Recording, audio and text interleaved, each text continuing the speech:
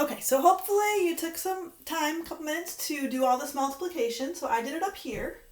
So if you remember, we take the first term from the first expression and multiply it by everything in the second expression.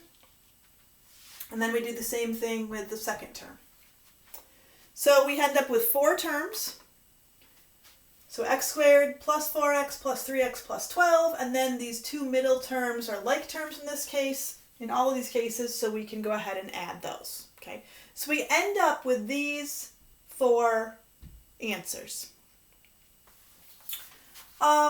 So let's take a minute and sort of dissect where these came from, right? Because what we're going to be doing with these trinomials is we're going to be starting with a trinomial like this and have to figure out what binomials would make that. So let's kind of figure out where did these numbers come from so we would know how to build these. So in each case, it's just x squared. Well, that comes from just having an x times an x. Right? So again, these are what we call easier trinomials because it's just a 1x squared here. And it comes from just having 1x times 1x. And that's the same for all of them. Then let's take a look at this last term, that 12. So let's think about where that came from. Well, we had a 12 in this step also. And that came from this right here, from multiplying 3 times 4. Okay? So when we multiply those last two numbers, I got 12. Well, if I look through here, sometimes it's a positive 12 and sometimes it's a negative 12. Why is that? That goes back to what we talked about with signs. So if I'm multiplying two numbers and I get a positive, that means those two numbers have the same signs, right? They could either be positive or they could both be negative. Negative 3 times negative 12 also gave us, negative 3 times negative 4 also gave us positive 12. How did we get a negative 12? Well, that was because we had two numbers that were different signs. So these two, the two numbers, had different signs. That's how I ended up with a negative 12 there.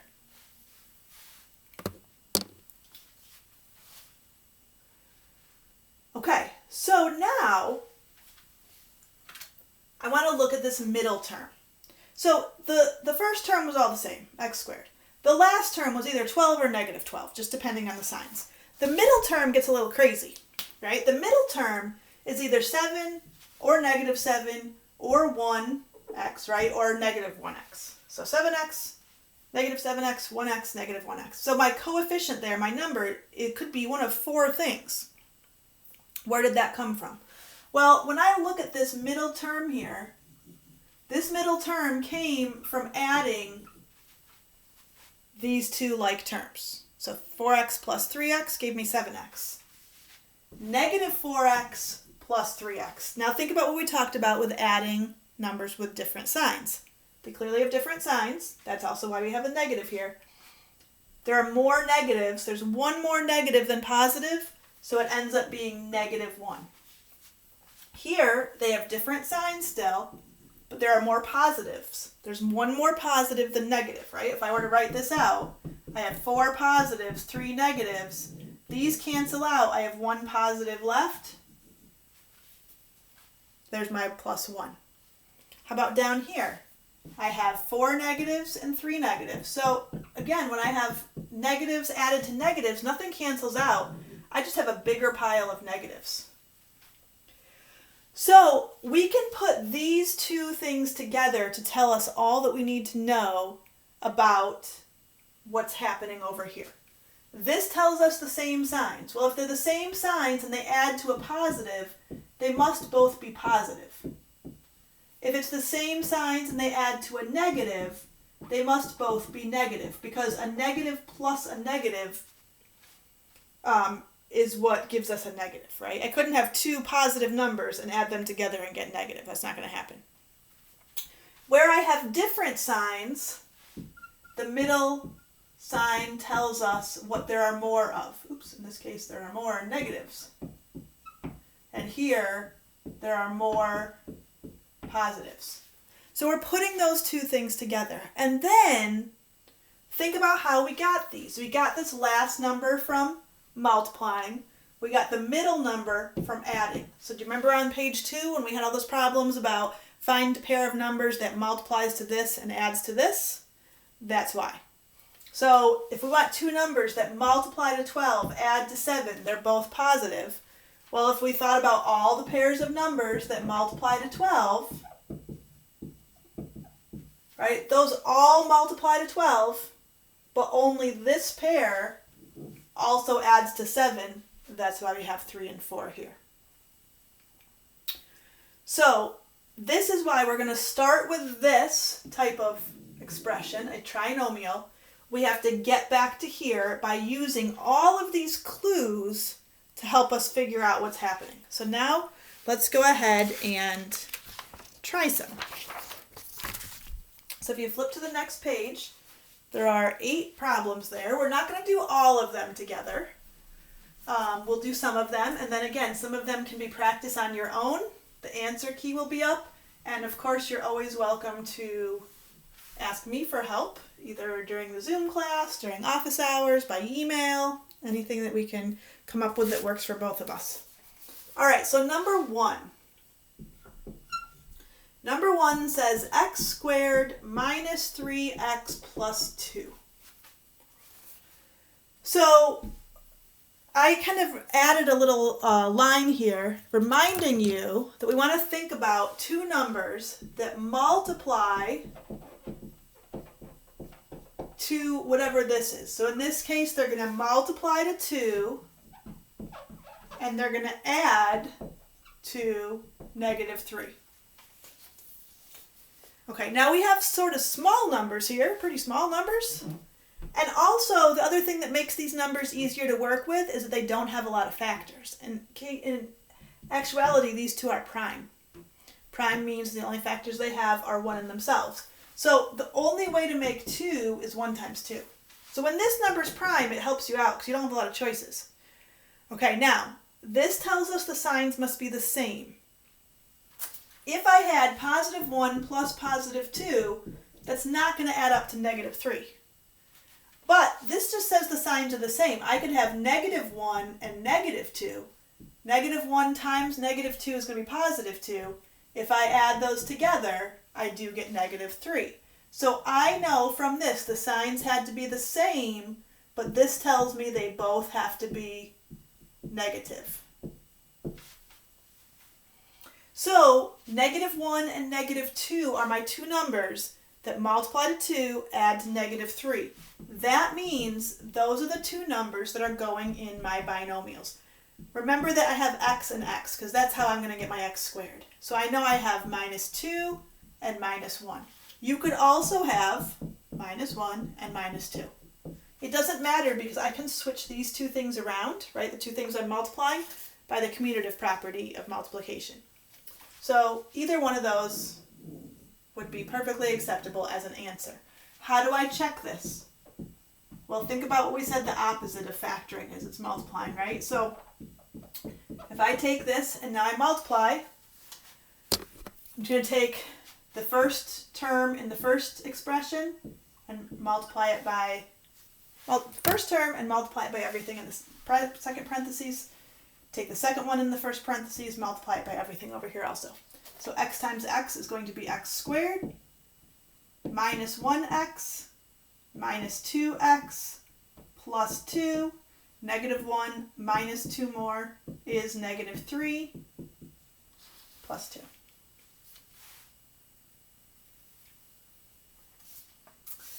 Okay, so let's keep going with one that's a little bit more difficult. So if you notice on number 1, I left a spot for you to fill in multiply to blank, add to blank. Now I didn't put it in the other ones, but that's because when I put it in number 1, it's kind of meant to remind you so that if that helps you, you can go ahead and do it on your own from now on. Okay, I can't always write it in for you, but that's giving you the idea of something that will work. So number 2 is next to that. We have x squared minus 8x minus 20. So again, I want to remember I need two numbers that multiply to negative 20 and add to negative 8. So let's think about what this means. If two things multiply to be a negative number, what does that say about their signs? It says they have different signs. It says one of your numbers is going to be positive and the other number is going to be negative. Okay, so I already know that I have a positive and a negative. I know that when I add this positive and negative, I am adding it up to a negative number, which means there are more negatives. And actually, there are 8 more negatives. So if I were to write out those negatives and positives cancel out, there'd be 8 negatives left. That means that that negative number, the absolute value of it, or the number part of it, must be 8 more than the absolute value of the positive one. So let's go through our process. We know we need two numbers to multiply to negative 20. Let's not just start picking random numbers. Let's pick numbers that multiply to be negative 20, and then we'll just see from those which pair also makes this true. So let's say I have 20. Again, I like to just start with a positive and then add the negative in at the end. So 1 and 20, 2 and 10, 3 does not go into 20, 4 and 5. Okay, if I kept going, I'd have 5 and 4, but that's a repeat, so I stop there. All right, so I know I need different signs. I want there to be more negatives because this is negative. So in each pair, I'm going to take the bigger number, which if we do it this way is always on the same side. I'm going to make the bigger number negative. So I know that in each case, this pair multiplies to negative 20, this pair multiplies to negative 20, this pair multiplies to negative 20. Okay? Now I want to know what they add up to. So they're going to add up to negative 19. These are going to add up to negative 8. And these are going to add up to negative 1. So now I know that I want that middle pair of numbers. I want the 2 and negative 10. Because those are the ones that not only multiply to negative 20, but they also add up to negative 8. All right? So, we're going to pick those. So those are going to go in here. All right? So I have my x's again, x and x. And then I have my numbers. So I'm going to have plus 2 and negative 10. Okay, x plus 2, x minus 10.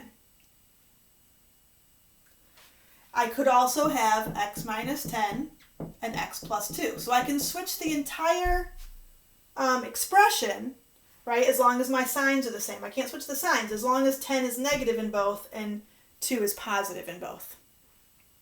Again, how do I check it? So either of these is an acceptable answer. How do I check it? Well, I check it by multiplying. So if I have either one of these and I multiply it, x times x is x squared, x times 2 is 2x, negative 10 minus x is negative 10x, negative 10 times 2 is negative 20. When I add these two, I do get negative 8x. Okay. So it's the same idea, okay, for the rest of those, for the next few anyway, 3, 4, and 5. So I'm going to let you try those on your own, okay? Again, you can check your answers on Lumen. And I'm going to stop this video for now, but when we come back, we're going to look at 6 and 7 on that same page.